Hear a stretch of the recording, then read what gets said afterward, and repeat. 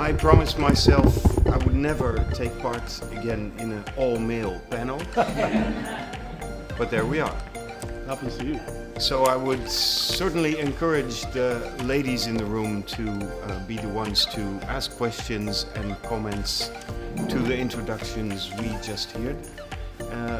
And preferably maybe to begin with Anania Soy, because he was admirably brief in his introduction, and I'm sure he has much more to say than that. Go ahead.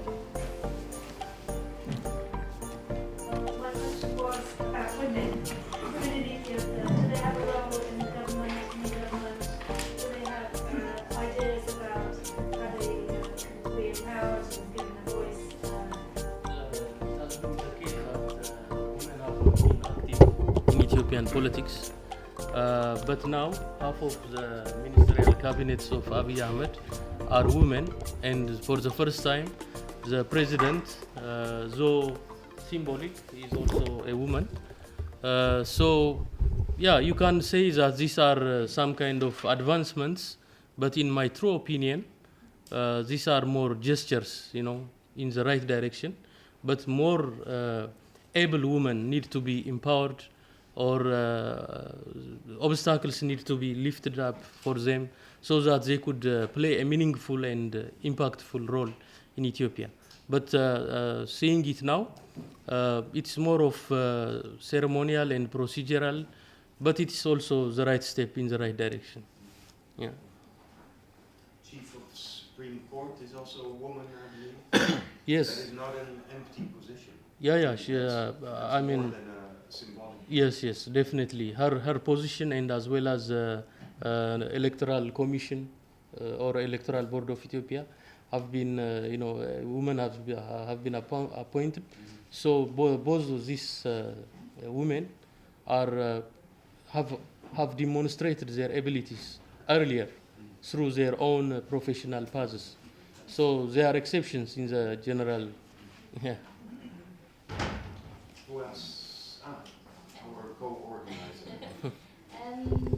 So we've heard all the issues currently Ethiopia has, and I really do like Abiy's analysis that it is a kind of an old car. And my question is actually that don't we need to have a plan to fix the old car? I can understand we may not have a roadmap because we don't have an elected government and it could be postponed until the election. But my question is that when we go to transition, don't we need to have a plan, even if it's an elite bargaining, even if it is the economical crisis we have? And don't we think that, for example, election is a little bit too ambitious for a country who's been 27 years under an oppression, who didn't experience democracy? And how do we get about that? And which sort of plan should we have? That's my question, actually. Just to clarify, are you actually saying that you would prefer this government and this prime minister to lay out a roadmap before going to elections? Well, because it looks like, do we have a society who accepts an election result as we're listening to all these problems? There's a lot of ethnic diversities, and one side win and the other may not accept it, and other win, the other may not accept it. Are we ready? An election, is it not too ambitious, is my question. Okay. And do we need to have if that's not the case, then do we need to have a roadmap to get us there? I'll go to you first again and then to you.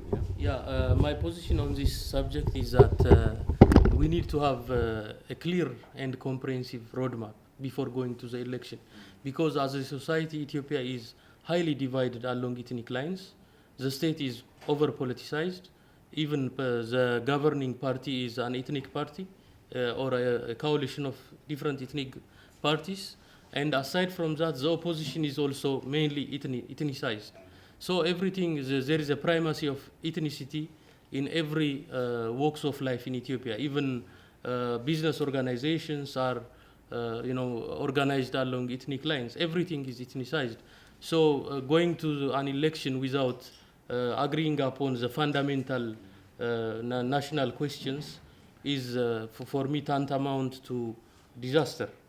You're saying that if we would have elections as the things stand now, the outcome of the election would only deepen the current ethnic Yeah, it will tensions. definitely lead us to disintegration, not democratization. That's my firm belief. Because as things play out, we can project scenarios. I mean, there is a dilemma within the EPRDF, the governing coalition. Now one ethnic organization, which is TPLF, which used to be the hegemon within the EPRDF, is now sidelined and cornered to its own region. And there is also a deep rift between these coalition members. There is a boundary and an identity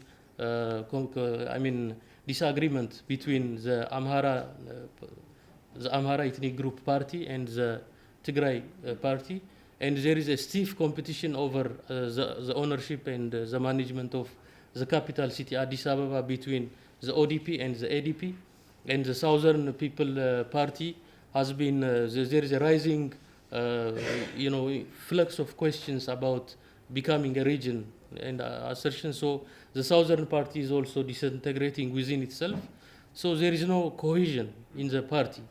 So given that, I could not see any positive destinations there. So it is just a road to catastrophe. Yeah. Abiy, so what we're discussing now is that without the necessary legal and constitutional amendments, it is too early to go into the elections. The thing is, which comes first? You have to be elected to change the legal and constitutional amendments. Right. So you have, therefore, I think election needs to come first. But I agree also with Anania. I think that there is the objective condition on the ground is not there to really take a serious election. You have seen probably that Gumbo Sabat, for example, went to Bardar, and they were just basically thrown out of the hole, and that they have to be somehow escorted by police to be protected. I mean, if you cannot say whatever you want, how can you hold election? I mean, this is really very fundamental.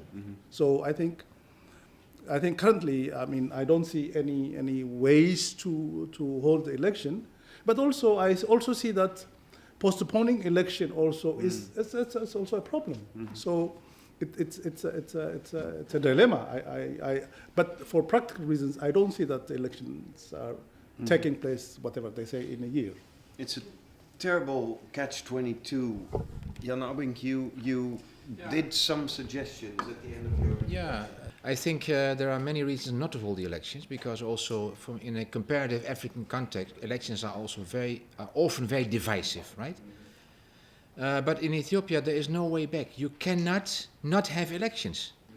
The procedures. Look, if Abiy Ahmed would say we are going to postpone the elections, well, mayhem will follow, in the country. All the political parties, both the ethnic and also let's not forget there are also parties who are pan-national, who want to build up an agenda of let's say the pan-Ethiopian or the agenda. They are also there, but they will all unanimously reject it and say this is a divisive strategy of the old EPRDF and we should not accept it. So we have to hold elections. The best thing to do is to make it as transparent and as solid a process as possible. And okay, there may be issues like excluding competitors from the field. In Tigray it will happen, in Amhara it will happen, in Oromo parts it will happen, in the south it will happen. But still, there's no other way to do it. We have to experiment, and there will be casualties, partly, but it will at least be a process where the people have been able to vote, and then they can take it up from there. You cannot have a road without mistakes and without impasse. You can't have that in this current situation.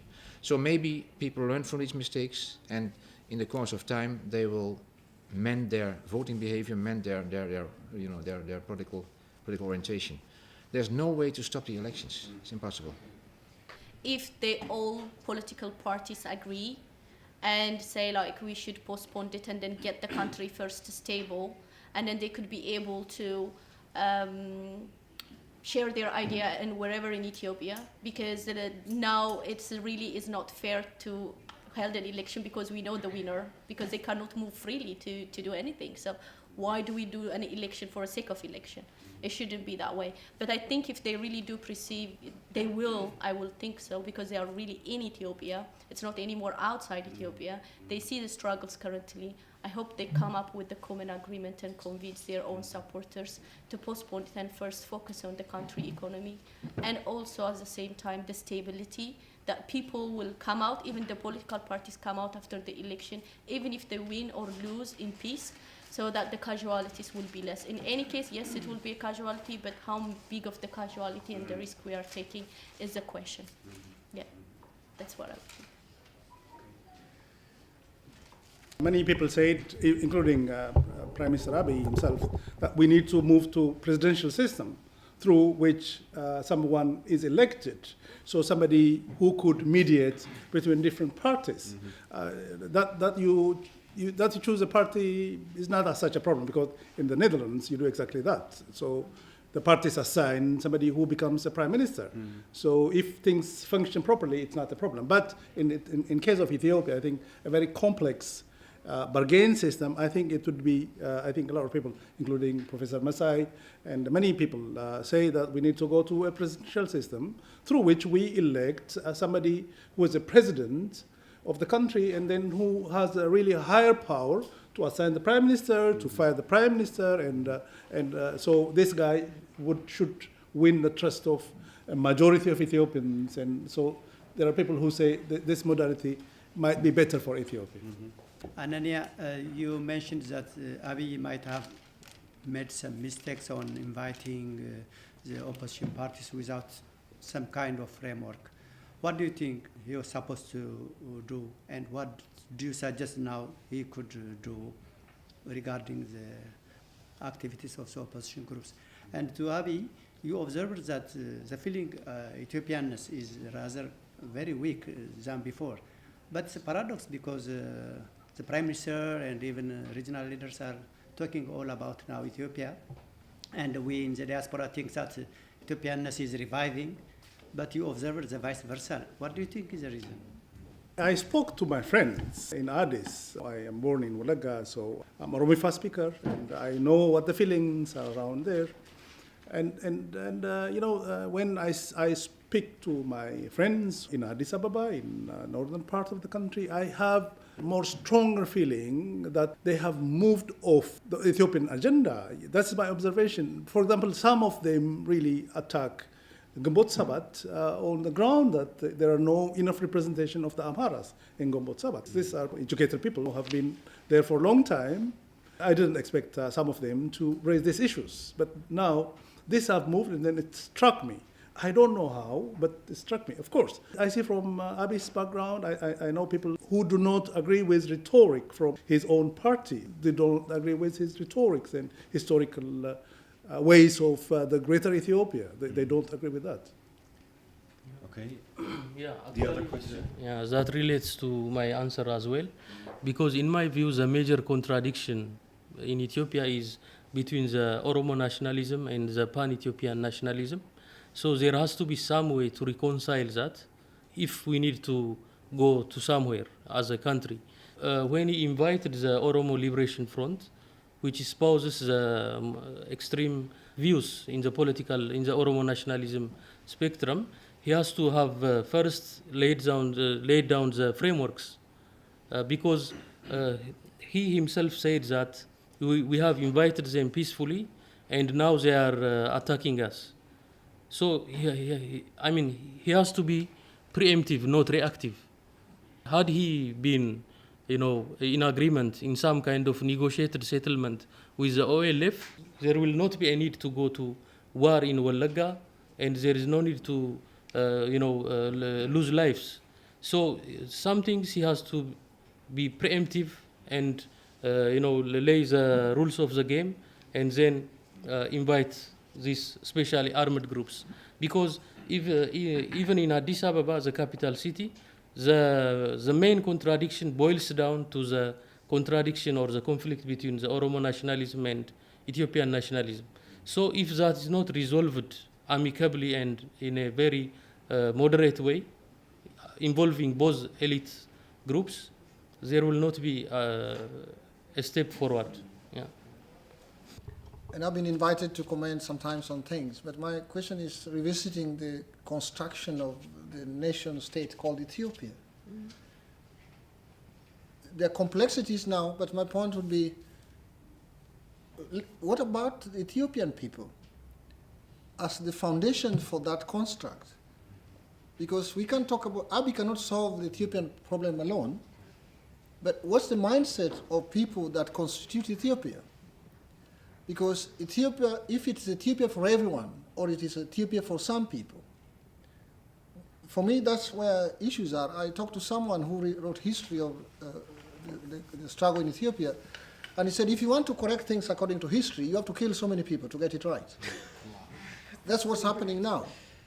And then we hate someone else because we have found someone to put in a box. Always we look for an enemy, create one, imaginary one, so it's a problem for Ethiopians.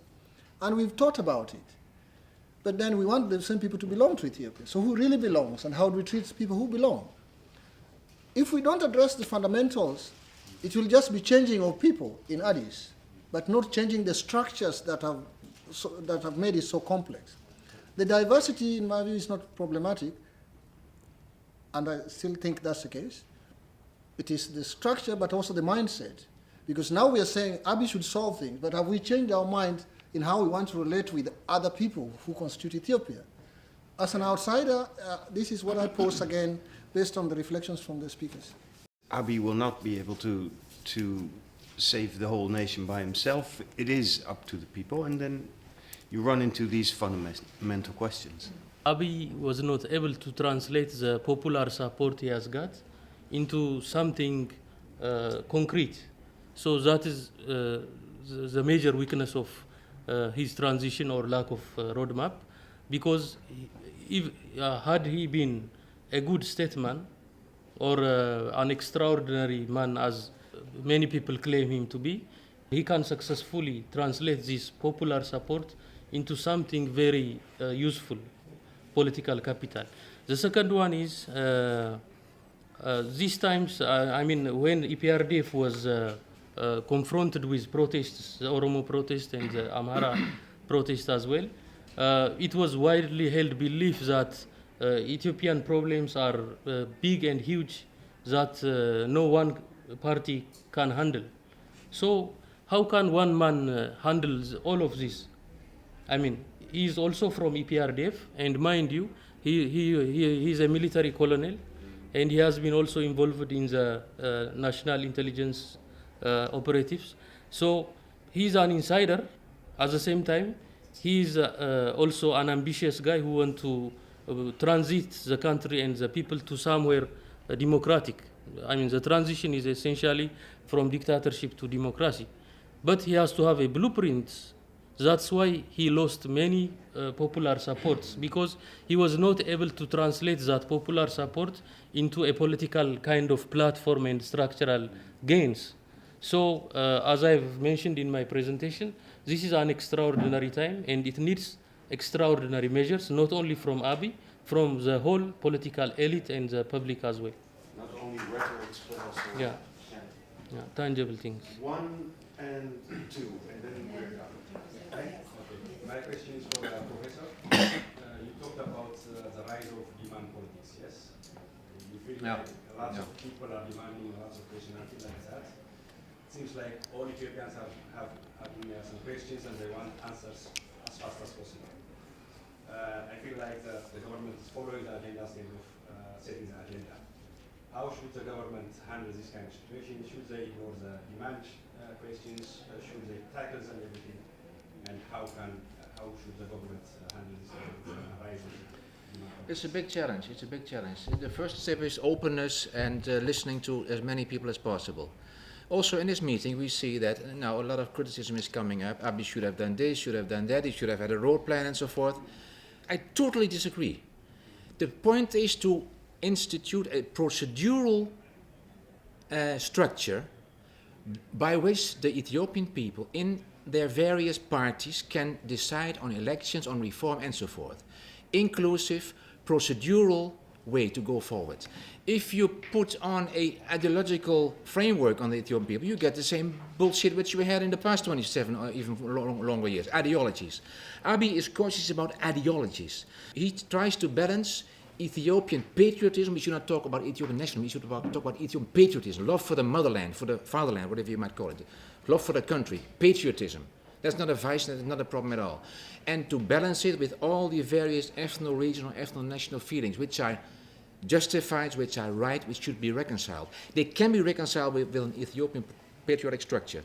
But you know, the demands made by all these constituencies, in the Hama, the Konso, the Somali, the Benishangul, the Oromo, the Amara, the Kamand now also, are driven by ethnicity as a business model. The previous government of the TPLF-dominated EPRDF has made ethnicity into a business model. And that is the big problem. It has been now so inculcated that people can only exercise political imagination along the lines of ethnic sectarian groups. And that is the big blight which Abiy has to confront with. He tries to cater both to Oromo constituency in a reasonable manner, as well as to Ethiopian patriotism. What I heard about Addis Ababa, he is not ambivalent about Addis Ababa. He says in his speeches of a couple of weeks ago, Addis Ababa belongs to all of us, he said, so explicitly. But his party is contradicting himself. That doesn't matter. His party has an internal debate about this viewpoint. The team Lemma is also of the same opinion. And now you refer, of course, to statements and to speeches made by Lemma for his own public in Oromiya. That is a very, as I said in my speech, it's a very delicate balancing act. He cannot seem to go totally against the ODP agenda. But, you know, I'm convinced, and I see it confirmed in all the measures, the public measures and procedures taken so far, that they want to reconcile patriotism with ethnic constituency thinking. That is extremely difficult. I don't have the solution. We can advise him. We can advise about opening the dialogues, keep that dialogue going in the party forum and so forth, but not prejudge him too soon about what he's doing, and also not demand from him an ideological stance on how Ethiopia should develop. That should be done after the elections, I think. We are now out of time officially. I learned a lot over the past 90 minutes. I learned even more about how complicated the situation is. The analogy of the car will stay with everybody here, I'm sure. But it should be a bus, not a car. It's a bus, yes. It's a bus with a flat tire, with a charismatic driver, all kinds of people trying to steer and speed up the bus. There's armed people on board. There's a lot of luggage on board. Shouting people around. Shouting. They are heading. A lot of kids. They are heading for the horizon. They are heading for democracy and elections on the horizon. The only thing is nobody's quite sure where is the horizon. And the car is not moving, huh? And the car is not moving, but we're going to get there. I want to thank you so much.